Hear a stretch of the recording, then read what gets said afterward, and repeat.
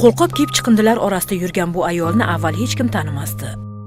Ko'pchilik chiqindini ko'rsa yuzini o'girib ketardi, ammo u chiqindidan ham imkoniyat topish mumkinligiga ishondi. Yaxshi kunlar sari aynan shu yo'l orqali qadam qo'ydi. Bir nechta qop va eski arava bilan ishni boshladi.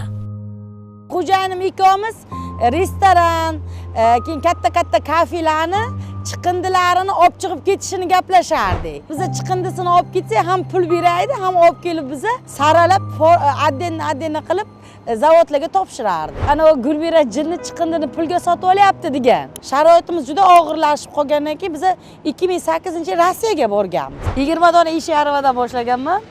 Allohimga shukrki 93 ta texnikam bor. Gran Prix sohibasi Jumayeva Gulmira Tajiyevna.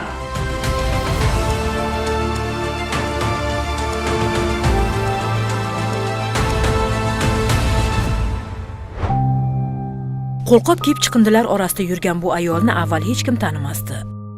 Ko'pchilik chiqindini ko'rsa yuzini o'girib ketardi, ammo u chiqindidan ham imkoniyat topish mumkinligiga ishondi. Yaxshi kunlar sari aynan shu yo'l orqali qadam qo'ydi. Bir nechta qop va eski arava bilan ishni boshladi. Xo'jayinim ikkovimiz restoran, keyin katta kafelarni chiqindilarini olib chiqib ketishini gaplashardik. Biza chiqindisini olib ketsak, ham pul beraydi, ham olib kelib biza saralab, addenni qilib zavodlarga topshirardik. Kichik satlarga olib borib topshirganman.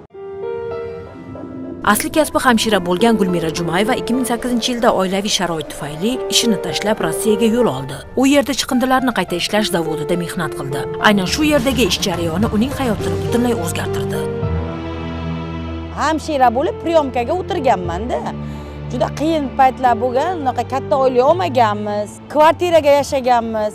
Sharoitimiz juda og'irlashib qolgandan keyin biz 2008-yil Rossiyaga borganmiz. Xo'jayinim bilan birga 2 yoshli farzandimni onamga tashlab ketganman. O'sha yerdan ozgincha pul qilib, bu yerga kelib uy olish maqsadiga borganman. Rahbarim ayol kishi edi.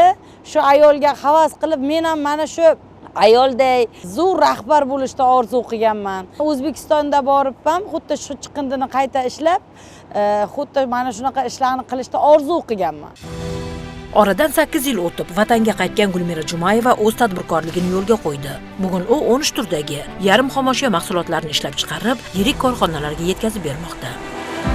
Bugun hikoyamiz qahramoni katta tadbirkor. U asos solgan chiqindilarni qayta ishlash korxonalari yuzlab oilalar uchun daromad manbaiga aylandi. Hozirda Gulmira Jumayeva 5 ta mas'uliyati cheklangan jamiyatni tashkil etib, 500 ga yaqin ishsiz fuqarolarni doimiy ish bilan ta'minladi. Bugungi kunda tadbirkorlarga juda katta imtiyozlar berilyapti. Bu sharoitdan chiqib turib biz tadbirkorlar ishlamasak, faqat mehnat qilish kerak. Faqat mehnat qoldi-yu, biz uchun ishlashimiz qoldi. Hamma sharoit bo'lib qoldi. 20 dona ish aravadan boshlaganman. Allohimga shukrki 93 ta texnikam bor. 3 ta tumanda xizmat ko'rsataman. Undan tashqari zavodimda mana katta yuk mashinalarim yuradi. Kuniga men mana shu zavodimdan kunlik chiqaradigan tayyor mahsulotim 35-40 ton.